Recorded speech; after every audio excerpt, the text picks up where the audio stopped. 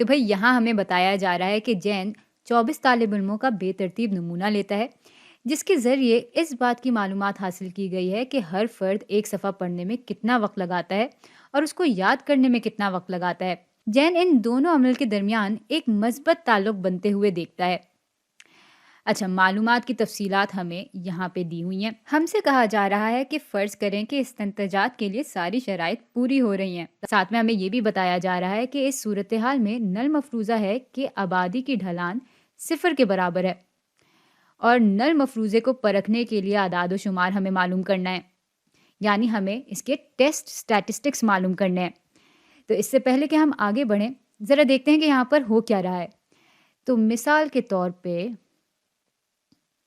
ये हमारी आबादी का फैलाव होगा। यहाँ पे एक्स एक्सिस पे पढ़ने का वक्त है, पढ़ने का वक्त है और यहाँ वाई एक्सिस पे याद करने का वक्त है। अब यहाँ पर हमें नहीं पता कि कुल आबादी कितनी है, लेकिन बहुत सारे नुक्ते होंगे और फिर इसकी मान लेते हैं कि रिग्रेशन लकीर ये बनती है।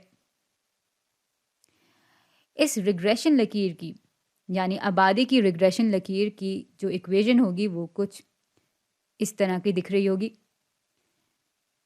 जिसमें अल्फा दिखा रहा है वाई इंटरसेप्ट को, यह है अल्फा, और बीटा दिखा रहा है इस रिग्रेशन लकीर की ढलान को।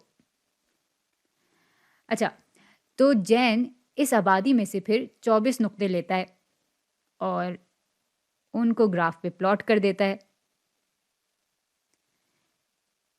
वाई है 1 2 3 4 5 6 7 8 9 10 11 12 13 14 15 16 17 18 19 20 21 22 23 24। तो ये है हमारी 24 नुक्ते और फिर जब हम इसको कंप्यूटर में डालते हैं तो कंप्यूटर हमें एक रिग्रेशन लकीर देता है, जिसमें लकीर पे जो नुक्ते हैं और लकीर के बाहर जो नुक्ते हैं उनका फ़र्क का स्क्वायर कम से कम है। अच्छा, इस लकीर की इक्वेशन होगी कुछ इस तरह की। भाई ये नमूना हमने लिया ही इसलिए था क्योंकि हमें अल्फ़ा और बीटा की असल इकदार नहीं मालूम और हमने कहा था कि भाई इस नमूने को लेकर हम इनकी इकदार का अंदाज़ा लगा लेंगे। तो ए हमें अंदाज़ा दे रहा होगा अल्फ़ा का और बी हमें अंदाज़ा दे रहा होगा बीटा का। चलें अब अपने मफरूज़ात पर आते हैं। तो नल मफरूज़ा हमें सवाल में दिया हुआ है। नल मफरूज़ा ये है कि आबादी की ढलान सिफर के बराबर है, यानी जो हमारा बीटा है वो बराबर है सिफर के। और मुतबादिल मफरूज़ा जाहिर सी बात है इसका उलट होगा। तो मुतबादिल मफरूज़े को हम यूं बयान कर सकते हैं कि आबादी की रिग्रेशन लकीर की असल ढलान सिफर के बराबर नहीं है, लेकिन चूंकि जैन को लग रहा है कि दोनों वेरिएबल्स के दरमियान एक मस्बत ताल्लुक है, तो हम अगर बहुत मखसूस हो जाएं तो ये कह सकते हैं कि मुतबादिल मफरूज़ा ये है कि बीटा की कदर सिफर से बड़ी है।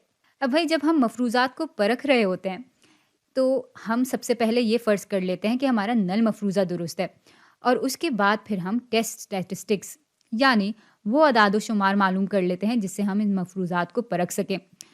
तीसरा अमल हमारा ये होता है कि उस अदाद शुमार से मुंसलिक जो पी कदर है हम वो मालूम कर लेते हैं। अगर पी कदर हमारी अहमियत की सतह से कम होती है तो हम नल मफरूज़े को ठुकरा देते हैं और अगर पी कदर हमारी अहमियत की सतह से ज़्यादा होती है तो हम नल मफरूज़े को कबूल कर लेते हैं। अब भाई फ़िलहाल हमें ये नहीं देखना कि हम नल मफरूज़े को ठुकराते हैं या नहीं, हमसे सिर्फ आदाद शुमार मालूम करने के लिए कहा गया है। तो भाई आदाद शुमार हम यूँ मालूम कर सकते हैं, जिसको हम जी स्टैटिस्टिक्स भी कहते हैं। हमारे नमूने की ढलान माइनस मफरूज़े की ढलान बटा नमूने के मयारी इन्हिराफ के। अच्छा, यहाँ पर मसला सिर्फ इतना है कि हमारे पास नमूने का मयारी इन्हिराफ नहीं है, लेकिन हमारे पास नमूने का मयारी खलल ज़रूर मौजूद है। तो हम इसकी जगह अपने नमूने का मयारी खलल इस्तेमाल कर लेंगे, यानी हम अपने नमूने के मयारी इन्हिराफ का अंदाज़ा इस चीज़ से लगा रहे हैं। और चूँकि हम इसका अंदाज़ा लगा रहे हैं, तो अब हम ज़ी स्टैटिस्टिक्स के बजाय टी स्टैटिस्टिक्स मालूम कर रहे होंगे। तो ये बराबर हो जाएगा भई बी की कदर हमारे पास 14.686 दी हुई है। मफ़रूज़े में बीटा की कदर 0 के बराबर है और इस पूरी चीज़ को हम तक़सीम कर रहे होंगे अपने मयारी खलल से। तो चूँकि हम सिर्फ़ स्लोप यानी ढलान की बात कर रहे हैं, इसलिए हम ढलान का मयारी खलल लेंगे। तो ये पूरी चीज़ तक़सीम हो रही होगी 13.329 से।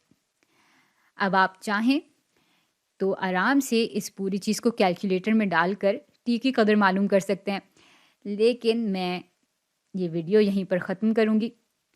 तो भई ये है हमारा जवाब। अब मिलते हैं अगली वीडियो में।